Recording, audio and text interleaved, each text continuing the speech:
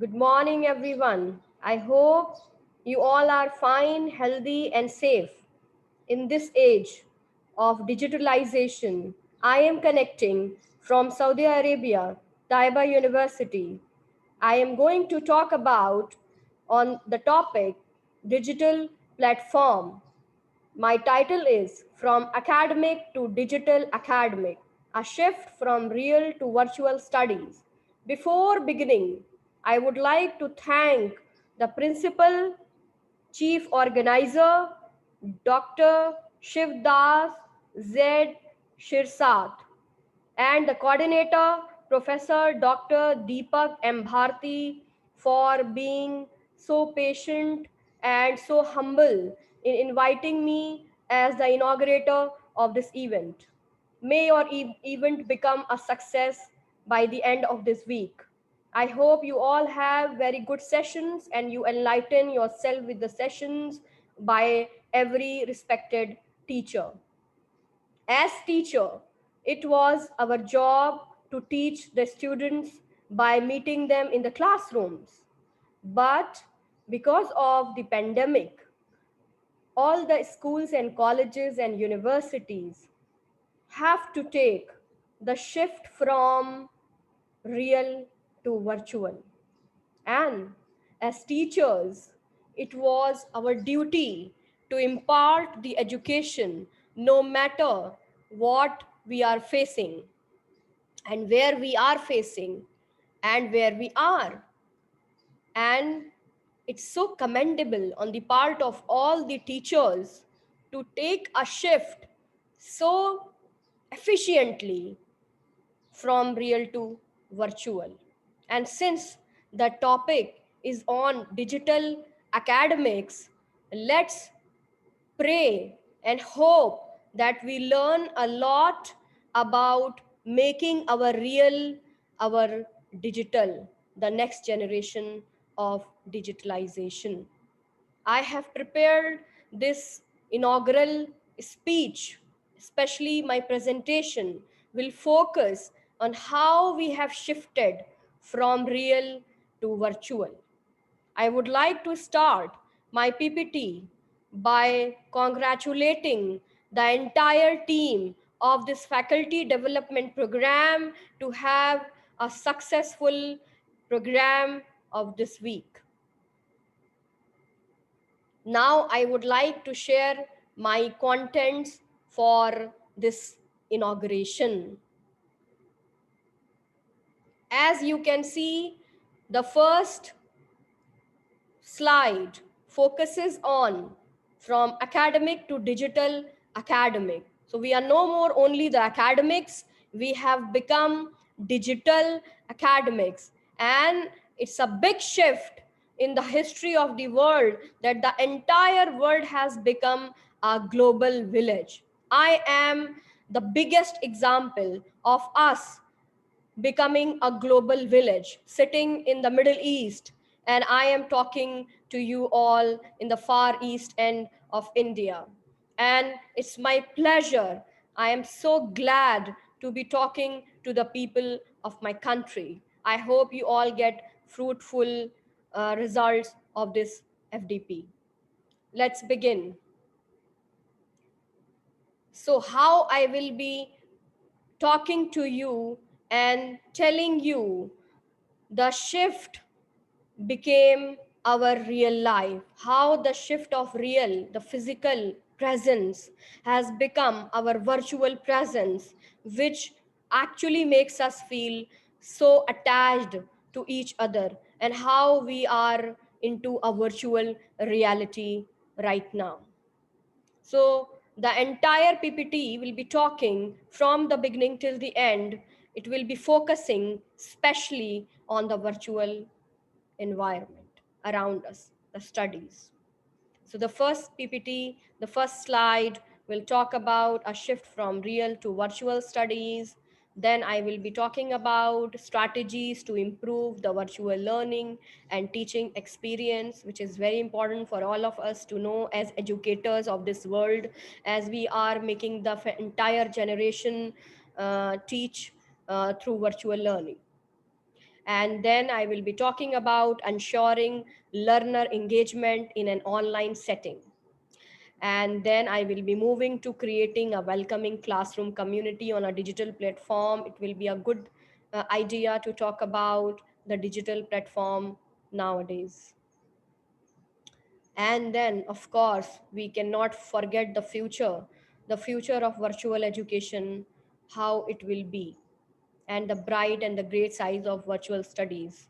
Of course, we always have the good and the bad side of the coin. We always have the two sides of the coin. But what depends on us is which side we are looking at. Okay. So if we start with a shift from real to virtual studies, I would like to tell you the first thing. According to a UNESCO estimate, over 1 billion students all over the world were affected by the spread of COVID 19. It forced educators and learners from all over the world to turn towards virtual education. Although virtual learning is not a new concept, it was not very popular until quite recently after the unprecedented sudden spurge of coronavirus. This is something very important we all have to take into account. The entire FDP is happening just because of the coronavirus pandemic, what it has made us today. Let your pedagogy inform the technology you choose to incorporate. The first thing I would like to suggest to all the educators here, that you are in charge. You are the one who is the leader, not the technology. So we must take hold of technology and lead it according to our choice, not be led by it. Consider the way you teach and your values as an educator in order to choose your platforms. Now, the first thing I would like to ask before beginning our FDP is to some question to the students. Do you find that lecturing is the best way to transmit information? Or do students need to be able to collaborate and talk to one another? Are you teaching to an end of the year final? Or do you want your students to demonstrate a certain skill set by the end of the semester? There are no wrong answers, but certain virtual formats are likely better equipped to handle certain pedagogical style, which we will be understanding in the next PPT. Next slide, sorry. How we will make a focus. Rebuild your classroom community in a digital space. This is what we have to look at. We have to rebuild our classroom community in a digital space. Know your students and what their limitations are in terms of technology. Send out a questionnaire to gather the information you need about each student's learning environment. Let students take the initiative in designing the class format. How do they want to use their time? Is it easier to do the reading on their own time or watch a pre recorded lecture and use virtual meetings for questions? Allowing students to have agency over learning is especially critical now that so many other aspects of life are in flux. We all are into the middle of the pandemic. It's not over yet, but we are trying to overcome the unprecedented measures which has been taken because of its sudden upsurge in the cases. So obviously we are in the middle of the life fighting with the pandemic as well as trying to grow our reality as educators in this world. Re-establish norms. Should students express their questions in a chat or discussion board, or should they use the raise hand feature available in subgroup video chats? This is how we'll build an academic digital community. Allow time for students to socialize and even to be silly. After all, they are not getting much interaction outside of their homes. Incorporate things like icebreakers before easing into instruction. We must talk to the student first rather than getting into The class lecture, we should make them comfortable in the digital space. Then establish expectations clearly and early on. Make sure students know what they can do to succeed, whether that's participate on discussion boards or complete a project. Also, be willing to be flexible in success metrics, as this is new for many, and what works in a classroom may not translate to online learning. Now, this is something, if you look at this image, it is directly talking about our condition today. How from notebook to an iPad we have shifted our life to. From a notebook to a digital MacBook. How digitalized we have become. The recent switch to virtual learning took place on an unprecedented scale. However, this transition has not been easy for either the teachers or the students. The teaching job that was once limited to an 8 to 2 shift has become almost a 24/7 affair. Not only do teachers have to take online classes, prepare and evaluate assignments, they also have to tackle students' technical and personal queries throughout the day. I will be discussing some effective strategies to ensure a better virtual learning and teaching environment in the next slide. The first thing which is very important is get in touch with parents and let them know what your expectations are for their children. Let them know how they can support learning.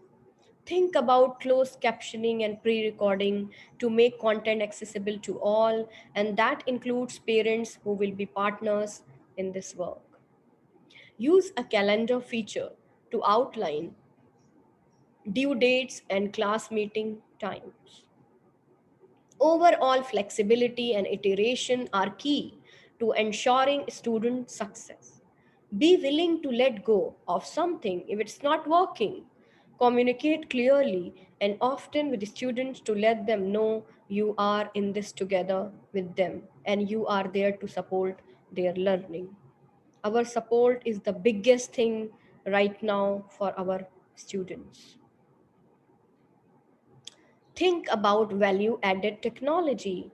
Many technologies offer a whiteboard feature or the option to share your screen. Arrange breakout sessions where small groups can meet virtually to discuss a text or work on a problem together, then reconvene with the whole class. Keep lessons brief, around 10 minutes. This is especially critical if students are working in an environment where they can be easily distracted or have other tasks that require their attention. Consider using polling features in the software as the way to check in and monitor what students are learning. Now, this is something which is very important, how to create ways to show care, creating a welcoming classroom community. If the class is small enough, greet students by name when they enter the chat room. You can even create a playlist of songs that you use to welcome students in the virtual classroom. Begin with the check in. Ask students how they are doing using a rose thorn format or asking them to express their week with a mere emoji, meme or emoji. In larger classes, a chat room can help enable this check in. Build in time for announcements and free time for students to interact with each other, since the virtual format often limits the amount of time students can chat. Encourage students to respond to each other using the chat feature, which allows them to message one another or the whole group, but make sure the chat function does not.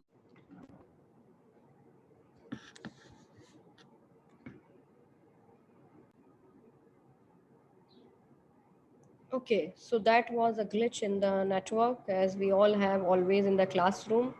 So it's something very common, not a big thing. Anyways, okay, so Build in time for announcement and free time for students to interact with each other, since the virtual format often limits the amount of time students can chat. Encourage students to respond to each other using the chat feature, which allows them to message one another or the whole group. But make sure the chat function does not get too distracting. Consider limiting the time you leave it open. End class with the closing circle. Have students express a takeaway or a question via chat or a Google Doc if time is short. Provide support to make learning accessible for all.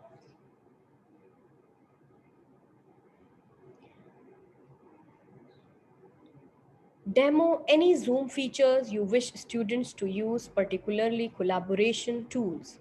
Consider students accessing the meeting via phone. They do not have access to the chat room or breakout sessions to help read questions or comments from the chat room aloud and allow students on the phone to remain in the main conference room and discuss with others. Describe any slides and post them online for students to access before or after the class. Refer to speakers by name so that everyone can follow the conversation regardless of how they are accessing the meeting. Make everybody feel important in the class. That is the most important thing to do in a virtual classroom. How we are shifting our future generation to the digital education. Tectonic shifts in society and business occur when unexpected events force widespread experimentation around a new idea. We can see the experience of working and teaching from distance as an important opportunity to learn from this exceptional situation and to propose more flexible learning possibilities, explore blended or hybrid learning, and mixing synchronous learning with asynchronous learning. Now, what is synchronous learning? Synchronous learning is online or distance education that happens in real time, often with the set class schedule and required login times. Live classes held via Google Meet, Zoom, Skype, WhatsApp are some excellent examples of synchronous learning. The benefits of synchronous learning are there is an interaction between participants, real time feedback, training happens on a fixed schedule. What is asynchronous? Asynchronous learning does not require real time interaction. Instead, content is available online for students to access when it best suits their schedules, and assignments are completed to deadlines.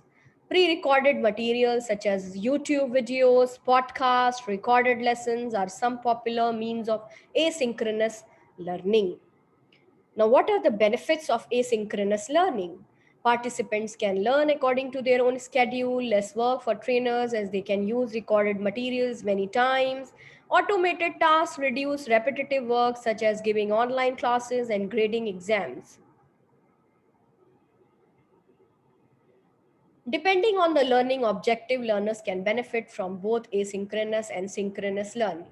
Educators can also use a hybrid learning model, which includes a blend of both formats. This unplanned and unprepared experiment in distance teaching and learning has led to capacity building of staff and faculty who have learned and tested new tools, systems to enable distance learning and teaching.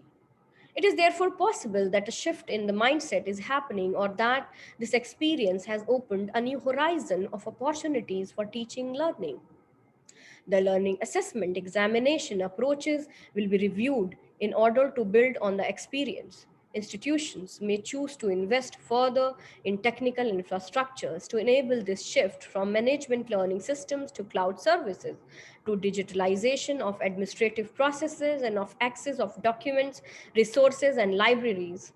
This will ultimately also enhance the chances for working from distance as well as create the opportunity for learners to access lifelong learning programs.